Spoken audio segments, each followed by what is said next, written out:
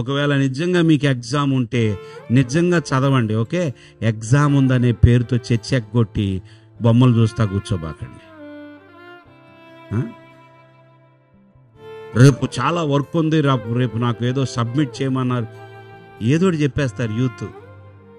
చర్చికి రామంటారు, అంకుల్ రేపు నాకు. అది నిజమైతే పర్లా, దేవుడికి కూడా అర్థమవుతుంది. నిజంగా ఉండే వాళ్ళని ఏమంట దేవుడు యాక్షన్ చేస్తా చూసారా? ఓ పెద్ద చదివేసినట్టుగా చదువు కోసము నేను ఈరోజు చర్చికి రాలేకపోతున్నాను. నిజంగా ఎంత చదివావమ్మా అంటే, be truthful in your heart. మీరెవరైనా సరే ట్రూత్ఫుల్గా ఉండండి. సింపుల్ కారణానికి మీరు చర్చి గ్యాదరింగ్ మిస్ చేసుకుంటే దేవుడు సన్నిధిని మీరు అనుభవించలేరు. How can I miss this? ఒక Sunday gathering, how can I miss it? మీరు ఎప్పుడైతే దేవుని సన్నిధికి వాల్యూ ఇస్తారో దేవుడు మీకు ఇచ్చే వాల్యూ చాలా పెరిగిపోయింది. హల్లెలూయా చెప్పరా?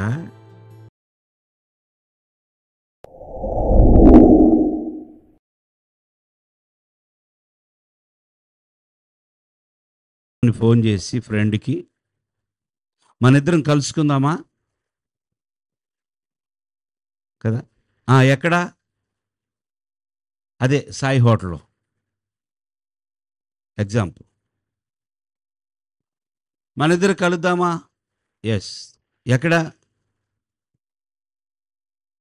సూపర్ మార్కెట్ దగ్గర. మన ఇద్దరం కలిసి కాసేపు మాట్లాడుకుందాం, లేదంటే ఏదో ఒకటి తిందాం. So gathering, meeting each other, ఒకరికొకరు కలుసుట, ఒకరికొకరు కలుసుకొనుట. ఒక ఇద్దరు లేదా ముగ్గురు కలుసుకోవడం, కూడుకోవటం. ఇంగ్లీష్లో ఏముంది? For where 2 or 3 are gathered together in my name. Okay, స్లోగమ్మా. For where 2 or 3 gather in my name. మీ ఫ్రెండ్స్తో మీరు పడమటి సెంటర్లో కలుస్తారో, ఇంకో చోట కలుస్తారో, ఎక్కడో చోట కలుస్తారు, అది మీ ఇష్టం. బట్ ఎక్కడైతే 2 or 3 గ్యాదర్ అవుతారో, ఏ పర్పస్ కొరకు? ఇన్ మై నేమ్, నా నామములో. యేసయ్యను బట్టి మన ఇద్దరం కలుసుకుందామా? ప్రభు నామమును బట్టి మన ఇద్దరం కలుసుకొని మాట్లాడుకుందాం అని ఎక్కడైతే ఇద్దరు ముగ్గురు కనీసం కలుసుకుంటారో, కూడుదురో, దేర్ ఐ యామ్. ఆమెన్, హల్లెలూయా. ఇద్దరు ముగ్గురు ఎక్కడైతే కలుసుకుంటారో అక్కడ వారి మధ్యన నేను ఉందును. సో ఇప్పుడు మనము కలుసుకోవడానికి ఇష్టపడుతున్నాము. అయితే మనము ఎవరిని బట్టి కలుసుకుంటున్నామో, ఎందును బట్టి కలుసుకుంటున్నామో అది ఇంపార్టెంట్. మీరందరూ ఈరోజు రాత్రి యూత్ మీటింగ్కి వచ్చారు. ఎందుకొరకు వచ్చారు, ఎవరిని బట్టి వచ్చారు అనేది ఇంపార్టెంట్. యూత్ అందరూ కలిసి ఈ స్థలములో మీరు గ్యాదర్ అవ్వడం వలన ఇక్కడ మనము ఈ పర్పస్తో మనము కలుసుకున్నప్పుడు ప్రభు మన మధ్యలో ఉంటాడు. Amen, amen. దేవుడు మన మధ్యలో ఉంటాడు, అది ప్రామిస్. మనము నమ్మిన మన యేసయ్య ఆయన నామములో ఎప్పుడు కలుసుకున్నా మన మధ్యలో ఉంటాడు. సో సంఘము దేనికోసమో తెలుసా? చర్చ్ ఎందుకొరకంటే టు గ్యాదర్ టుగెదర్,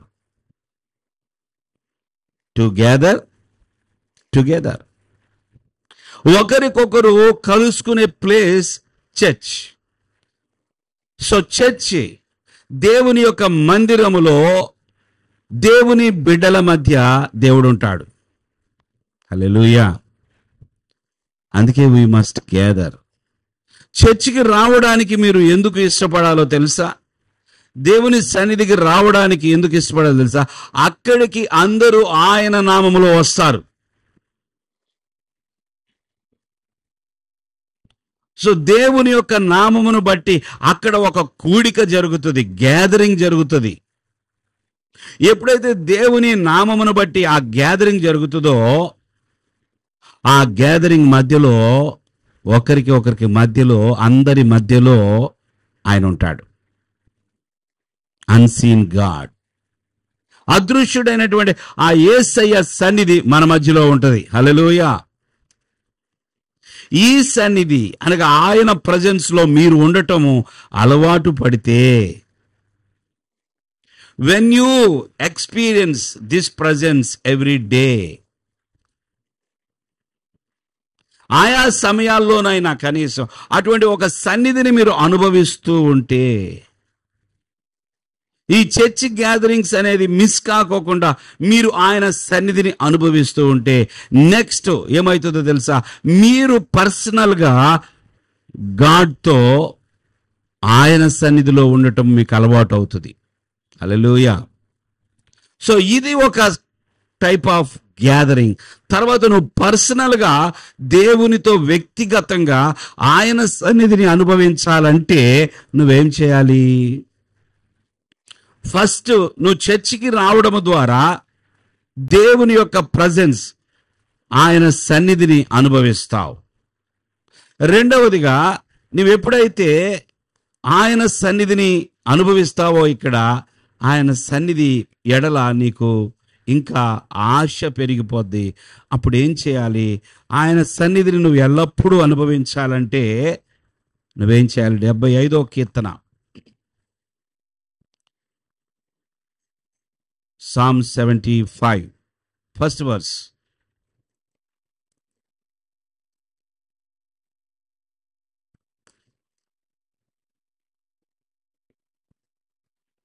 దేవా, మేము నీకు కృతజ్ఞతాస్తుతులు చెల్లించుచున్నాము. ఏం చేస్తున్నారంట? గివింగ్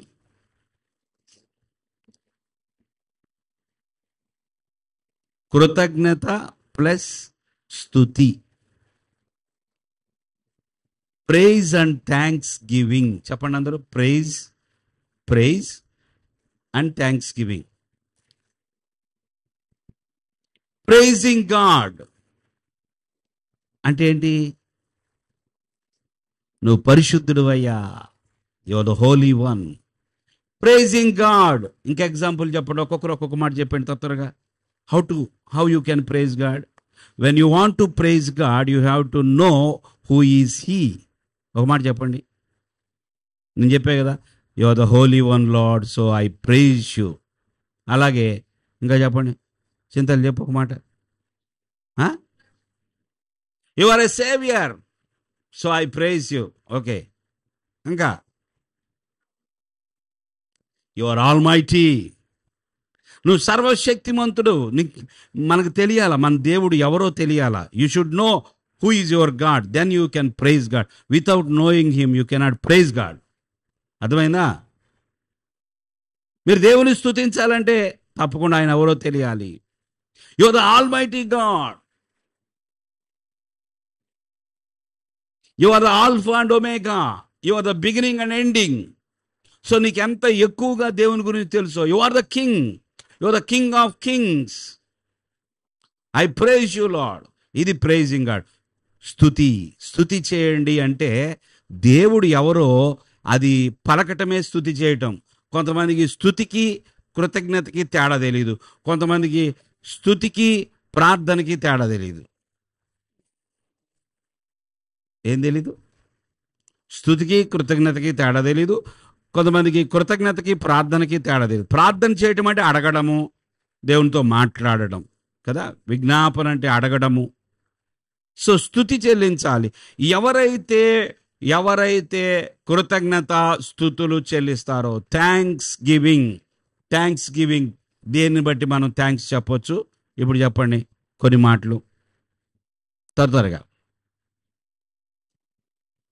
ప్రభా ఈ రోజంతా ప్రభా నేను మార్నింగ్ 9 o'clock వెళ్ళాను, కాలేజ్కి వెళ్ళాను, ఈవినింగ్ 5 o'clock వచ్చాను. ప్రభా నువ్వు నాకు తోడుగా ఉన్నావు ప్రభా, నాకు సహాయం చేసావయ్యా, నాకు నీరసం రాకుండా, నాకు ఎటువంటి ప్రమాదం జరగకుండా నన్ను కాపాడినందుకు నీకు కృతజ్ఞతలు చెల్లిస్తున్నాను. ఇది థ్యాంక్స్ గివింగ్. ఇందాక ప్రైజ్ చెప్పాం కదా, ఇదేంటి? Thanks giving. ఇది కృతజ్ఞత. ప్రభా ఈరోజు నాకు నాయన ఏది తక్కువ కాలేదు ప్రభా, నాకు కావలసినటువంటి అన్నీ నాకు అనుగ్రహించావు ప్రభా. Thanks giving. ప్రభా ఈరోజు నాయన నాకు మొన్న టెస్ట్లో మార్క్స్ వచ్చినాయి ప్రభా, నాకు ఇన్ని మార్క్స్ ఇచ్చినందుకు నీకు వందనాలు చెల్లిస్తున్నాను. Thank you Yesayya. Thanks giving.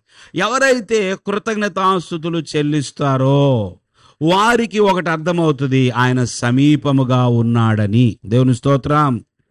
ఏమర్థమైంది వాళ్ళకి? దేవా మేము నీకు కృతజ్ఞతాస్తుతులు చెల్లించుతున్నాం, నీవు సమీపముగా ఉన్నావని. ఆయన సమీపముగా ఉన్నావని వీళ్ళకి ఎట్లా అర్థమైందో తెలుసా? వీళ్ళకి ఎలా అర్థమవుతుందంటే ఆయన సమీపంగా ఉన్నాడని, ఆయన దగ్గరగా ఉన్నాడని, ఆయన ప్రక్కనే ఉన్నాడని ఎవరికి అర్థమవుతుందో తెలుసా? కృతజ్ఞతాస్తుతులు చెల్లించేవారికి. దేవుని స్తోత్రం చెల్లించండి. మనము చర్చికి రావడమే కాదు, మనము నిత్యము మన మనస్సు మన హృదయం ఎలా ఉండాలో తెలుసా? దేవునికి కృతజ్ఞత మరియు స్తుతి చెల్లించాలి. Praise and thanksgiving. Praise and thanksgiving. మనము దేవునికి స్తుతులు చెల్లించాలి, ప్రైజ్, స్తోత్రాలు చెల్లించాలి, ప్రైజ్, అలాగే కృతజ్ఞతలు చెల్లించాలి. మీ ఫ్రెండ్సో లేదా మీ డాడీయో మమ్మీయో ఏదైనా మీకు సహాయం చేసినప్పుడు లేదా ఏదైనా తీసుకొచ్చినప్పుడు దేని విషయంలోనైనా thank you mummy, thank you daddy అని అంటారు కదా. అలాగే మీ ఫ్రెండ్స్కి ఏం చెప్తారు? థ్యాంక్ యూ వెరీ మచ్, నన్ను పికప్ చేసుకున్నావు, ఈరోజు నాకు హెల్ప్ చేసావు, నీకు చాలా thanks, thank you very much అంటాం కదా. అలాగే దేవునికి ప్రతి దినము థ్యాంక్స్ చెప్పాలి. ప్రతి క్షణం ఊపిరి పీలుస్తున్నాం, ఇంకా మన ఊపిరి ఆగలేదు కదా, ఇంకా బ్రతికే ఉన్నాం. ఊపిరి ఉన్న ప్రతి జీవి దేవునికి థ్యాంక్స్ చెప్పాలి. హల్లెలూయా, హల్లెలూయా. మనము ప్రతిరోజు ప్రభువా మీరు కళ్ళు తెరవగానే థ్యాంక్స్ చెప్పాల్సింది ఎవరికో తెలుసా? చెప్పండి. రేపు కళ్ళు తెరవగానే థ్యాంక్ యూ యేసయ్యా, కళ్ళు తెరిచాను, హల్లెలూయా, రాత్రి నాకేం కాలేదు, మా ఇంటి మీదకి ఎవరు రాలేదు, దేవుని స్తోత్రం, ప్రభా నాకు ఏ అనారోగ్యం రాలేదు, థ్యాంక్ యూ లార్డ్. కళ్ళు తెరవగానే ప్రభా చూడండి, your day should start with thanksgiving and praise. ఎలా ప్రారంభించాలి మీ రోజుని?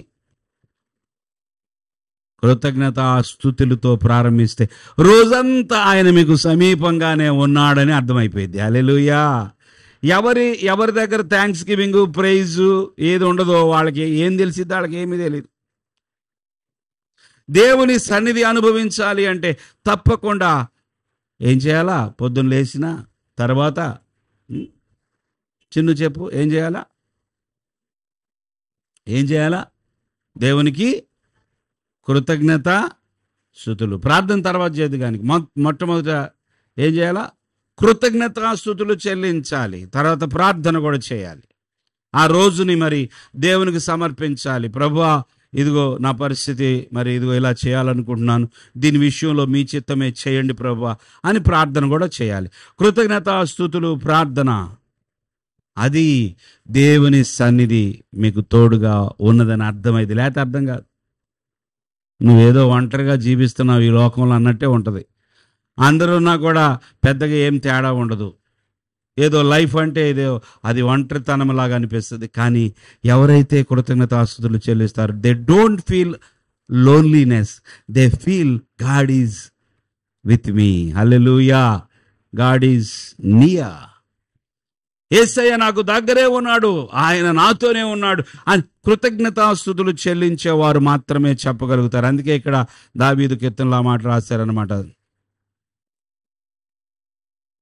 దేవా మేము మేము నీకు కృతజ్ఞతాస్తుతులు చెల్లించు, నీవు సమీపముగానున్నావని కృతజ్ఞతాస్తుతులు చెల్లించుచున్నాము. అలాగే 145వ కీర్తనకు వచ్చినట్లయితే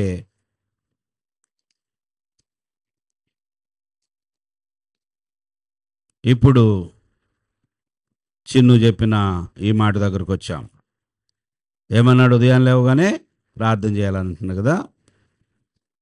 చూడండి 145:18 వచనం, 18th verse, 145:18 చదవండి. తనకు మొరపెట్టు వారికందరికి, తనకు నిజముగా మొరపెట్టు వారికందరికి యెహోవా సమీపంగా ఉన్నాడు. అంతే. దేవునికి కృతజ్ఞతాస్తుతులు చెల్లించే వారు తప్పకుండా మొర్రపెట్టాలి. హల్లెలూయా. నిజముగా మొర్రపెట్టాలి. ఎలా మొర్రపెట్టాలి? నిజముగా మొర్రపెట్టాలి. అడిగేటప్పుడు కొంతమంది ఏదైనా సహాయము కోరేటప్పుడు కొన్నిసార్లు ఊరికే అడిగి చూద్దాం అన్నట్టు అడుగుతారు. అవునా కాదా? మీరు ఎప్పుడు అలా చేయలేదా? ఎలా అడుగుతారు? అడిగి చూద్దాం అన్నట్టుగా. కొన్నిసార్లు నిజంగా అడుగుతారు. అసలు ఆ మాటే వేరుగా ఉంటుంది, ఆ అడిగే విధానమే వేరుగా ఉంటుంది. అంటే నిజంగా అడుగుతున్నారు, నిజంగా మొరపెడుతున్నారు. Please please. ఎవరైతే దేవునికి మొరపెడతారో, నిజముగా మొరపెడతారో, ఏమనుంది ఇక్కడ?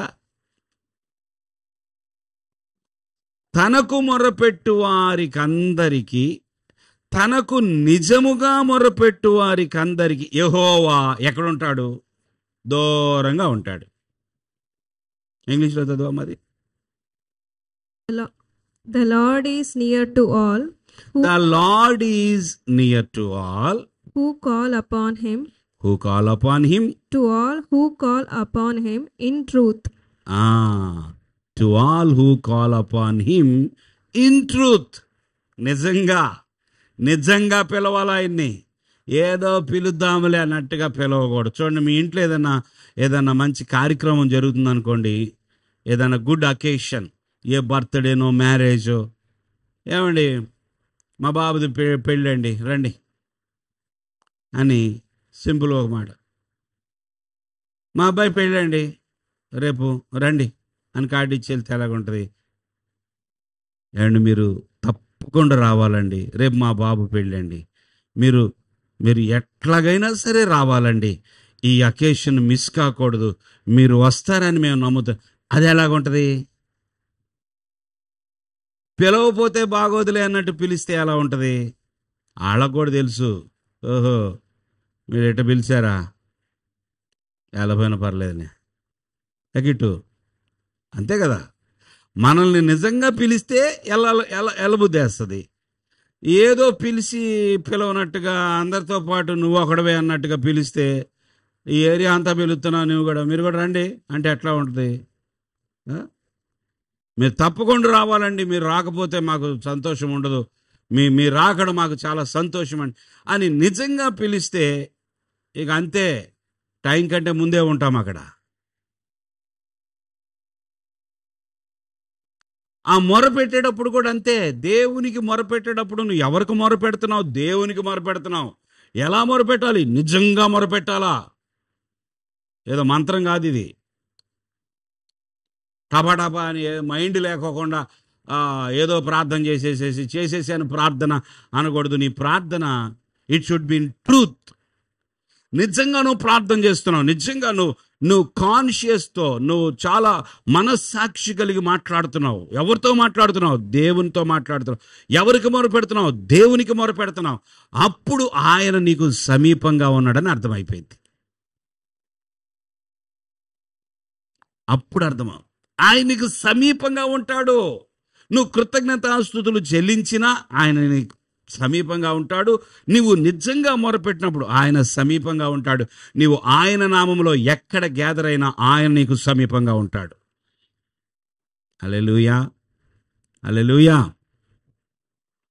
మర్చిపోవద్దు, ఈ సత్యము మర్చిపోవద్దు. దేవుడు నాకు దగ్గరగా ఉన్నాడా లేదా అని డౌట్ వస్తుందంటే మీ జీవితంలో మీరు చర్చికి వెళ్ళడం లేదని అర్థం. అంటే గ్యాదరింగ్ లేదు మీకు. రెండవది కృతజ్ఞతాస్తుతులు లేవు.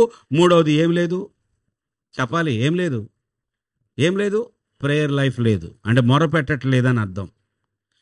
దేవుడు నాతో ఉన్నట్లే, దేవుడు నాతో లేడు అని ఎందుకు అనిపిస్తుందో తెలుసా? ఇది లేనప్పుడు. ఇది ఉన్నప్పుడు ఒక వ్యక్తి దేవుని మీద విశ్వాసము కలిగి వెళ్ళేటప్పుడు ఒకవేళ ఆటంకం ఎదురైనా, ట్రబుల్ ఎదురైనా కూడా అతనికి ఒకటి తెలుసు, నో ప్రాబ్లం, ఈ ట్రబుల్లో ఆయన నాతోనే ఉన్నాడు, నా పక్కనే ఉన్నాడు, ఏం పర్లేదు, ఆయన చూసుకుంటాడులే. నెక్స్ట్ ఏం జరగాలో ఆయన చిత్తం. నేను బ్రతికేదే ఆయన కోసం. ఒకవేళ చావు అనేది వచ్చినా పర్లేదు, I will meet my lord. Hallelujah. నేను నా ప్రభునే కలుసుకుంటాను, నాకేం బాధ లేదు. ఉంటే ఆయనతో ఉంటాను ఈ భూమి మీద, లేదంటే ఆయన దగ్గరికి వెళ్తాను. అంత బలము రావాలి, అంత విశ్వాసము రావాలి కదా. యుఎస్లో నిన్న మొన్న ఒక మంచి వ్యక్తిని షూట్ చేశారు. ఎవరో తెలుసా బెట్టి, నీకు చూసావా, విన్నావా ఎప్పుడన్నా? ఓకే, మీలో ఎంతమంది విన్నారు చార్లీ స్పీచ్? చార్లీ నిన్నటికి ముందు, మీకు ఆల్రెడీ నిన్న చనిపోయాడు కదా, షూట్ చేశారు. నిన్నటికి ముందు మీలో ఎంతమంది తెలుసు? తెలీదా? ఓకే, నిన్నటి నుంచి చూస్తున్నారు మీరు. Okay, just 31 years. ప్రపంచములో ఆయనకున్న ఫాలోవర్స్ చాలామంది యూత్, యవనస్తులు. ఆయనేమి సినీ స్టార్ కాదు, ఆయనేమి మూవీ స్టార్ కాదు ఆయన ఫాలో అవ్వడానికి.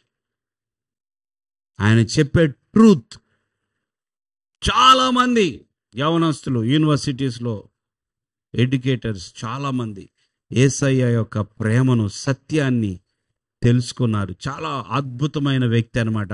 అంటే దేశంలోనే, వారి దేశంలోనే ఒక విధంగా చాలా రెప్యుటేషన్ కలిగిన వ్యక్తి. ఇప్పుడున్న ప్రెసిడెంట్ గెలవడానికి కూడా అతనే ఒక, అంటే సగం కారణం అంత పాపులారిటీ ఉన్న వ్యక్తి. 31 ఇయర్స్, చిన్న పిల్లలు, 2 పిల్లలు.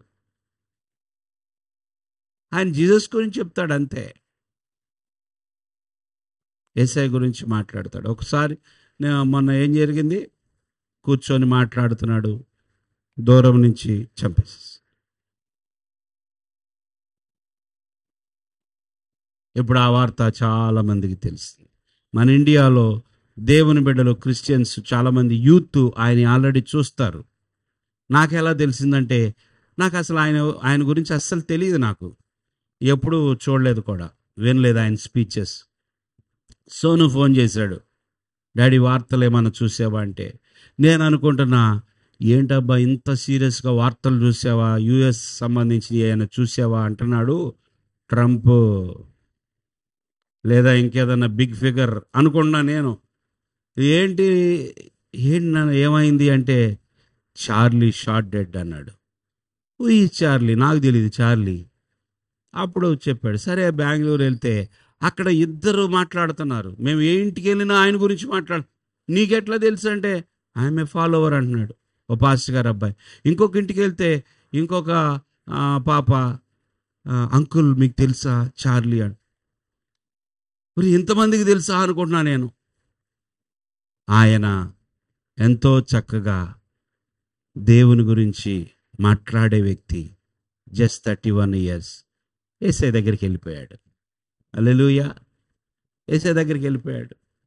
కొన్నిసార్లు మనకు బాధ అనిపిస్తుంది, మరి యేసయ్య ఆపొచ్చు కదా, యేసయ్య కాపాడొచ్చు కదా, బాగుండేది కదా అని మనం అనుకుంటాం. మనకి కొన్ని ప్రశ్నలకి జవాబు మనకి తెలియదు. కానీ కొన్నిసార్లు యేసయ్య తను ఎక్కువగా ప్రేమించిన వాడిని కొన్నిసార్లు త్వరగానే అనుమతిస్తాడు. కంప్లీట్, నీ టాస్క్ కంప్లీట్ అయిపోయింది, కమ్ బ్యాక్ మై సన్. ఏదో విధంగా వెళ్ళిపోవాల్సిందే కదా. మనల్ని ఎవరు చేయకపోయినా ఒక రోజు వస్తుంది ఏమీ లేకుండా వెళ్ళిపోతాం కదా, అవునా కదా? పోవాల్సిన టైం వస్తే బస్ కిందే పడక్కర్లా. పోవాల్సిన టైం వచ్చిందనుకోండి ఎవరికైనా ఏదో విధంగా, ఏదో చిన్న జబ్బు, ఏదో ఒకటో సంథింగ్ లేదా ఏముండదు, ఏదో ఊపిరాడక, ఏదో జలుబు చేసింది, మొత్తం మూసుకుపోయి ఊపిరాడక ముక్కులు పట్టేసి ఎంతసేపు చెప్పండి ప్రాణం. మొత్తానికి ఏదో ఒక రోజు we have to leave this world కదా.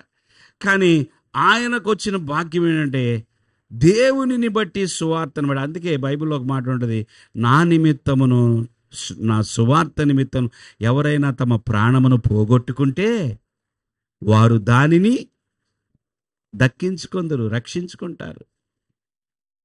దేవుని చిత్తమైతే రేపు ఆ వాక్యం మీద మాట్లాడుకుందాం. దేవుని స్తోత్రం. ఆయన నిమిత్తం ప్రాణం పోతే మాత్రం బాధపడక్కల్లా, ఇంకొకరి నిమిత్తం ప్రాణం పోతే బాధపడాలి. దేవుని నిమిత్తం అయితే పర్లా, దేనికోసమో అలిగి ప్రాణం పోగొట్టుకునే వాళ్ళు ఉన్నారు, కోపం వచ్చి ప్రాణం పోగొట్టుకునేవాళ్ళు. ఎందుకు వీడు చచ్చిపోయాడంటే వీడికి బైక్ కొనివ్వలేదంట వాళ్ళ డాడీ, అందుకని చచ్చిపోయాడు. ఇది దేనికోసం ప్రాణం? బైక్ కోసం ప్రాణం. లేదా ఇష్టపడ్డ అమ్మాయితో పెళ్లి జరగలేదంట, అందుకని వీడు ప్రాణం పోగొట్టుకున్నాడు. ఏంటిది? అందుకే యేసయ్య ఏం చెప్తుండే తెలుసా, నా నిమిత్తం ప్రాణం పోగొట్టుకుంటే ఎవడైనా పర్లా, హీ గెయిన్స్. దేవుడు మనకు దగ్గరగా ఉన్నాడు, భయపడొద్దు. ఎవరికి దగ్గరగా ఉంటాడు? ఆయన నామములో కూడుకునే వారికి. ఎవరికి దగ్గరగా ఉంటాడు? కృతజ్ఞతాస్తుతులు చెల్లించే ఎవరికి దగ్గరగా ఉంటాడు దేవుడు? మొర్ర పెట్టే వారందరికీ దగ్గరగా ఉంటాడు. కనుక యేసయ్యను మీకు దగ్గరగా రప్పించుకోవడానికి ఇదొక సులువైన మార్గం. హల్లెలూయా. మరి ప్రతిరోజు ఆ పని చేస్తారా? ప్రతిరోజు ప్రభా నీ నామమును బట్టే నేను ఎక్కడైనా ఎవరితోనైనా కలుస్తాను ప్రభా. ఎవరితోనైనా కలిసినప్పుడు వ్యర్థమైంది పిచ్చి పిచ్చి విషయాలు కాకుండా దేవుని బట్టి కొన్ని మాటలు మాట్లాడుకోవటం, ముఖ్యంగా మందిరానికి వెళ్ళడం. మందిరము it is a place, it is a great sanctuary. అక్కడ అందరూ ప్రభునామాన్ని బట్టే వస్తారు. అందుకని don't ever miss church fellowships or church gatherings. Hallelujah. Church gatherings, సంఘములో కూడికలను మిస్ చేసుకోవడానికి ప్రయత్నం చేయబాకండి. ఒకవేళ నిజంగా మీకు ఎగ్జామ్ ఉంటే నిజంగా చదవండి, ఓకే? ఎగ్జామ్ ఉందనే పేరుతో చర్చ్ ఎగ్గొట్టి బొమ్మలు చూస్తా కూర్చోబాకండి. రేపు చాలా వర్క్ ఉంది, రేపు నాకు ఏదో సబ్మిట్ చేయమన్నారు, ఏదోటి చెప్పేస్తారు యూత్. చర్చికి రామంటారు, అంకుల్ రేపు నాకు. అది నిజమైతే పర్లా, దేవుడికి కూడా అర్థమవుతుంది. నిజంగా ఉండే వాళ్ళని ఏమంట దేవుడు యాక్షన్ చేస్తారు చూసారా?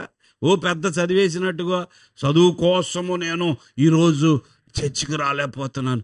నిజంగా ఎంత చదివావమ్మా అంటే, be truthful in your heart. మీరెవరైనా సరే ట్రూత్ఫుల్గా ఉండండి. సింపుల్ కారణానికి మీరు చర్చి గ్యాదరింగ్ మిస్ చేసుకుంటే దేవుడు సన్నిధిని మీరు అనుభవించలేరు. How can I miss this? ఒక Sunday gathering, how can I miss it? మీరు ఎప్పుడైతే దేవుని సన్నిధికి వాల్యూ ఇస్తారో దేవుడు మీకు ఇచ్చే వాల్యూ చాలా పెరిగిపోయింది. హల్లెలూయా చెప్పరా? ఏమి యూత్ అండి బాబు, ముసలోళ్ళ కంటే ఘోరంగా ఉన్నారు. Praise the lord. Hallelujah. Amen. మీరు దేవుని సన్నిధికి వాల్యూ ఇవ్వండి, గ్యాదరింగ్కి వాల్యూ ఇవ్వండి. ఇంకెక్కడికైనా అంటే గబగబా పరిగెత్తుతారు. 10 నిమిషాల్లో రెడీ అయ్యేవాళ్ళు కొన్నిసార్లు ఎన్ని నిమిషాల్లో రెడీ అవుతారు చెప్పండి? మామూలుగా అయితే 10 నిమిషాలు పట్టిద్ది రెడీ అవ్వడానికి అనుకుందాం, ఎగ్జాంపుల్. మీకు ఇష్టమైన ప్లేస్ ఎక్కడికైనా ఎవరైనా తీసుకెళ్తామంటే 10 నిమిషాల్లో రెడీ అయ్యేవాళ్ళు 2 నిమిషాల్లో రెడీగా ఉంటారు. ఏంటి ఇంత ఫాస్ట్గా ఎట్లా రెడీ అయ్యావు? అదంతే. మరి అదే చర్చికి రెడీ అవ్వమంటే వస్తాలే పోమా, వస్తానన్నానుగా, అమ్మని అదిరిస్తారు, నాన్నని అదిరిస్తారు, ఇంకెవరైనా పితా వస్తాలే. చర్చి కంటే మాత్రం కథలో కాళ్ళు చేతులు మెల్లగా ముసలోళ్ళు అయిపోతారు. ఇంకెక్కడికన్నా అంటే మాత్రం అబ్బా, పీబీబీ ట్రెండ్ సెట్కి వెళ్దామంటే అబ్బా, మనకున్నవి అయ్యేగా ఇక్కడ, అందుకని అయ్యే చెప్తున్నా. దేవుని స్తోత్రం. God bless you. విన్న మాటలు హృదయంలో ఉంచుకోండి. దేవుడు మీకు సమీపంగా ఉండాలనుకుంటున్నాడు. ఆయన ఉండులాగున మీరే అలౌ చేయాలి. మిమ్మును బట్టే ఆయన మీకు సమీపం అవుతాడు, మీ యాక్షన్స్ని బట్టి. అంతే.